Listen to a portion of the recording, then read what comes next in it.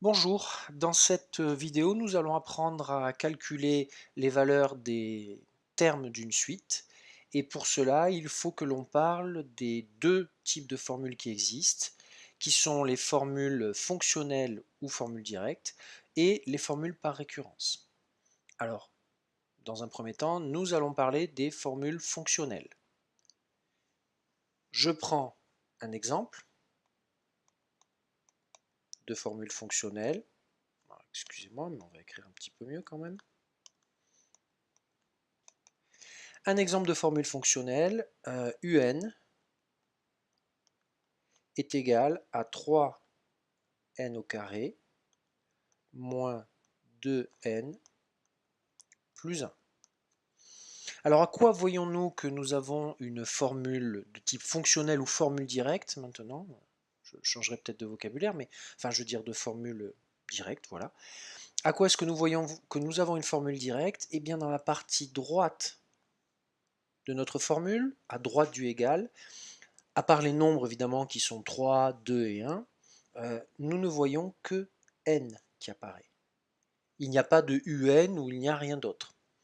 Un autre indice aussi pour reconnaître une formule de type fonctionnel sur la partie gauche ici, ce n'est pas un plus 1, c'est toujours un. Les formules de type fonctionnel commencent toujours par un.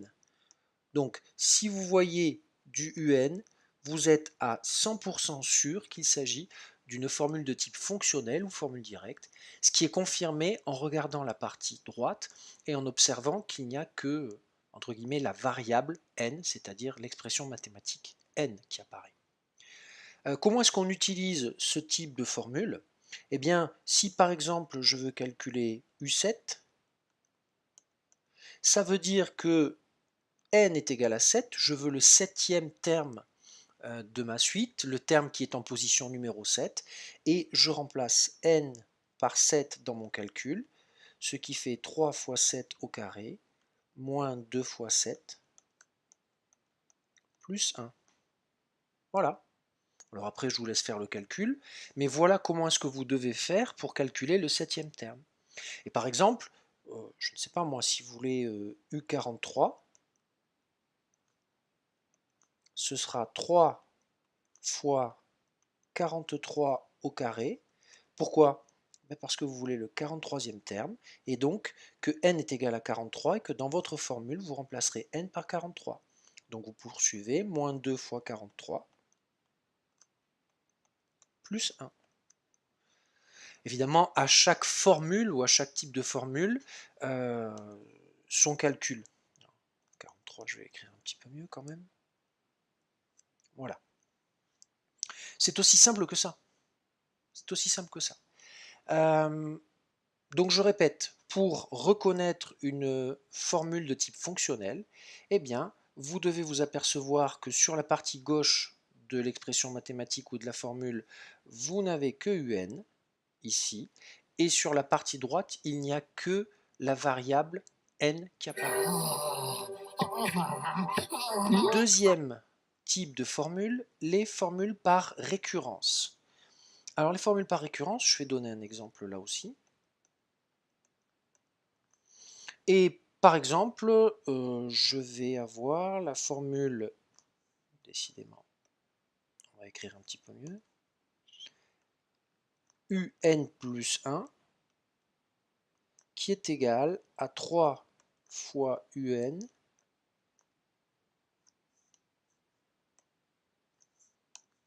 moins 2. Et il me manque une information, u1 est égal à 7. Alors, à quoi reconnaît-on que nous avons une formule par récurrence?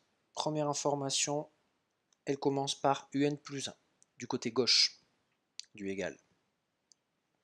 Deuxième information, alors quand je dis un plus 1, évidemment, ça peut être vn plus 1 s'il s'agit de la suite vn, etc. etc. Deuxième information, dans la partie droite, ce n'est pas n que vous avez, c'est un. Et troisième information, on vous donnera toujours la valeur d'un terme. Alors 99 fois sur 100, ce sera u1, il est possible dans certains exercices un petit peu plus poussés, entre guillemets, qu'on vous donne une autre valeur, mais on vous donne toujours la valeur d'un premier terme. Donc, comment est-ce qu'on utilise cette formule? Comment est-ce qu'on utilise cette formule? Eh bien, en fait, qu'est-ce qu'elle veut dire? Elle veut dire que pour calculer ce terme-là, qui est un plus 1, j'ai besoin de connaître le terme d'avant, qui est un. Alors, je sais que les notions de n plus 1, n ne sont pas très claires. Donc, on va prendre un exemple. Ça veut tout simplement dire que si je veux calculer U2, puisque je connais U1, ça m'a été donné, la formule me dit que U2, c'est 3 fois le terme d'avant, le terme avant U2, c'est U1, moins 2. Et comme je connais la valeur de U1, ça fait 3 fois 7, moins 2, ce qui donne 19. De la même façon, eh bien, je peux calculer maintenant U3. U3 va être égal à 3 fois le terme d'avant, c'est U2. Alors, pourquoi vous pourrez me dire, pourquoi 3? Parce que c'est ce qui est marqué dans la formule. Hein. Ça, je n'y peux rien. Dans cette formule-là, c'est 3 fois UN. Donc ce sera 3 fois U2. Dans une autre formule, ce sera autre chose. Donc 3 fois U2, moins 2. Connaissant la valeur de U2, c'est 3 fois 19 moins 2.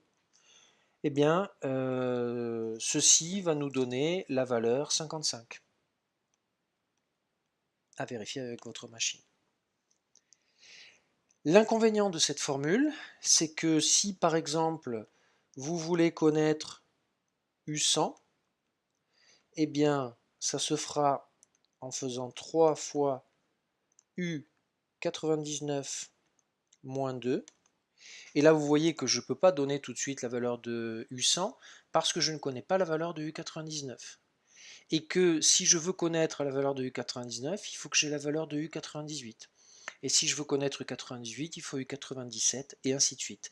C'est-à-dire que si je veux connaître U100, il faut que j'ai déjà calculé tous les termes avant. C'est l'inconvénient de cette formule, c'est l'inconvénient de ce que l'on appelle les formules par récurrence. Voilà. Pour revenir un petit peu sur les formules fonctionnelles sont aussi appelées formules directes parce qu'en fait, vous voyez quand on reprend cet exemple-là, par exemple, voilà, je peux calculer n'importe quel terme directement. Là, je n'ai pas poussé le calcul jusqu'au bout, mais je suis tout à fait en mesure de donner la valeur de U43 en utilisant ma machine. Je n'ai pas besoin de connaître U42, ni même U41, ni même U40, etc., etc. Donc ça veut dire que, effectivement, les formules par récurrence sont plus longues à utiliser. Et je vous montrerai dans une autre vidéo comment employer votre calculatrice pour gagner un petit peu de temps, parce que sinon ça peut être très long. Mais ce que je voulais vous montrer là, c'était le principe de la formule directe et le principe de la formule par récurrence. Comment les reconnaître et comment les utiliser. Voilà, mais écoutez, j'espère que cette vidéo a été suffisamment claire pour vous. Je vous souhaite bon courage pour la suite et je vous dis à bientôt. Au revoir.